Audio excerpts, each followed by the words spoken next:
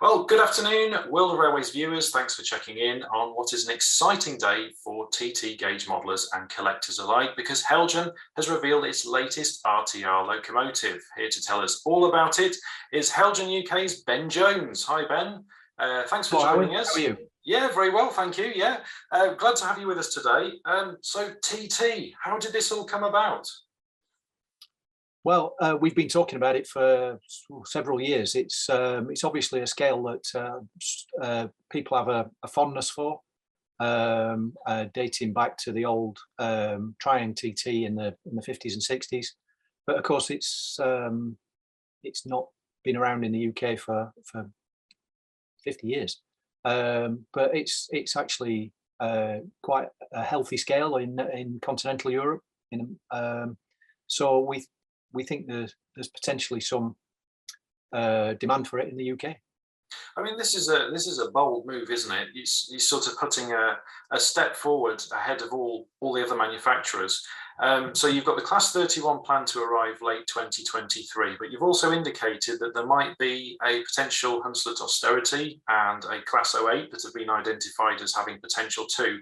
So will development of these models depend on sales of the Class 31, or are they going to be symbiotic, allowing modelers and collectors to sort of delve into the range? How do you see that panning out? It is a risk, obviously. Starting with a blank sheet of paper in a new scale is a big risk, and but somebody has to be. If this is going to happen, somebody has to sort of make the first move. So obviously, Pico have already announced the track. And we've been talking to them for some time. They've announced the track and the buildings and things, so there's a basis for it. Immediately after all the track and the buildings were announced by Pico, people were saying, "Well, this is fine, but there's no locos and rolling stock for it. What are we going to do?" Yeah. So, having been talking to Pico for some time about it, and our partner at Gauge Master, they're very keen on TT as well. We thought that the time was right to develop the first loco, which it's then a marker that there's going to be some development in this area that people can get their teeth into. I suppose the big cherry that's going to attract people to this, though, is that the suggested retail price of this new model is going to be under £200, which most likely means that retailers will be offering these at a price, quite a bit lower than that on average. That's got to be tempting to many modelers at a time where prices are increasing across the board on models. I would certainly hope so, yeah, and bear in mind as well that this is because it's the first one we've done. It's a small production run. It's a niche item, so the development and the production costs are higher. We would hope that in the future, if this takes off and there's a sort of a critical mass and we can increase the production runs, that we might be even a bit cheaper than we'd certainly be cheaper than 00. In terms of model spec, what can we look forward to? Are these motors and decoders that are going to be fitted inside these models compromised, or are they specific for TT? No, it's all specific for TT.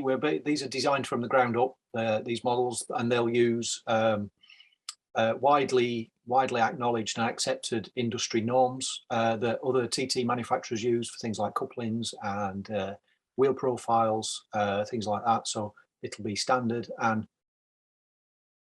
you'll have none of the compromises and the lack of interchangeability that's become the case in N and 00 and things like that. They're designed from the ground up, although of course we have done the 31 in O gauge in both original and refurbished form. We chose the original form because it gives us a nice widespread of green and BR blue from the sort of late 50s through to the late 80s. The RTC one we chose because, excuse me, that loco was never refurbished. It didn't go through the refurbishment program, so it's still got a lot of the original details. And it just gives us a bit of a colourful one to sort of bookend the later years. And then in terms of spec, you've got a Next 18 decoder socket, which is a standard, widely used and accepted. You'll have a factory fitted speaker. And as I said, the things like couplings and whatnot will be compatible with Pico's 7-plank mineral wagon that they've announced. Right. So we hope, and it'll be compatible with items from other TT manufacturers. Okay, so I guess you've chosen 1 to 120 scale, and I guess that's one of the benefits of you being effectively first to the UK market for TT in what is perhaps arguably the rebirth of TT, we could sort of say. Is one of the driving factors, though, of this big decision the fact that 1 to 76 scale or double O gauge market is actually getting quite crowded now? It's very crowded. Anybody who follows the world of railways or reads the magazines will know just the sheer quantity of double O stuff that's coming out, and to a lesser extent O and N gauge. There is a need for expansion in other areas, and we think that TT is probably the best bet, because it bridges that gap between N and double O. You can get a lot more in the space, but perhaps if people are not so dexterous with the fingers, and or with if the eyesight's not as good as it was, then N is too small for some people.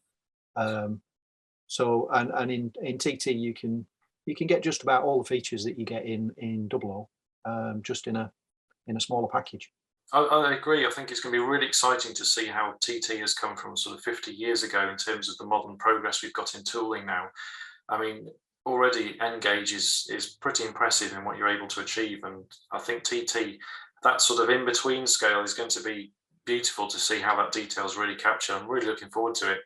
It's interesting you mentioned that, because of course N and double O and original TT, the Triang TT, were all compromise. They're all compromises. The track, because British trains are smaller than their European counterparts, all three of those scales have overscale bodies on existing track, and British TT was originally 1/100 scale, so the bodies were bigger, and they had the same problem as we've lived with in N and double O for all these decades. With going for 1/120th scale, we eliminate that, so everything is the same scale: the track, the trains, the buildings, everything. So you don't need to, there's no need to generate extra work for yourself by building correct scale, correct gauge track, as you would in 2mm fine scale or EM and P4. So arguably, this is the most accurate scale you could possibly model in, then. Well, it's certainly the most. For British modelers, it will be the most consistent. Yeah. Yeah. That's something to look forward to. So you're developing this, as you say, to international standards. But for those who aren't familiar with international TT, and I include myself here, what is the standard coupling that will be fitted to this model, and how does that is that interchangeable? Yes, it's interchangeable coupling. There's an agreed international standard, NEM standard, for TT couplings. They fit into an interchangeable into a pocket on the ends of the vehicles. That's the same as N gauge models. So it's quite small and discreet, but the coupling itself is a slightly longer. If anybody remembers, for a while Hornby packaged Roco style close couplers in with their locos. So you got two alternative couplings in with a lot of their coaches, and they were a Roco design, and it sort of interlaces, and once it's under the vehicle, it's quite discreet. So and all the other TT manufacturers in Europe currently use that. It's the agreed standard, and Pico have adopted it for their 7-plank wagon. So we'll use it on our 31 as well. Okay, so there's already a sort of a norm forming there between manufacturers.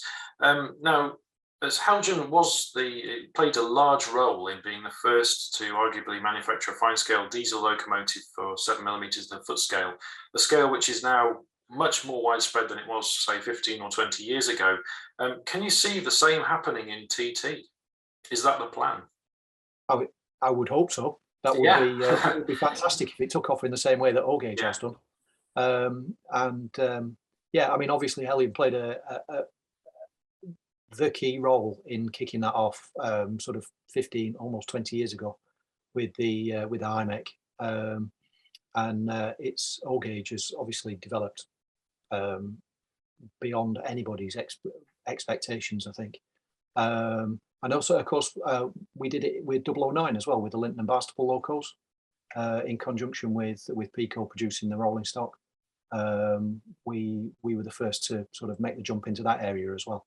And that's 009, of course, is again, has grown beyond anybody's sort of wildest expectations, really. Yeah. I mean, it would be lovely if we did the same with TT. I think it has the potential to be as big, if not bigger than N, if people, once people see the benefits, the advantages, and the absence of compromise.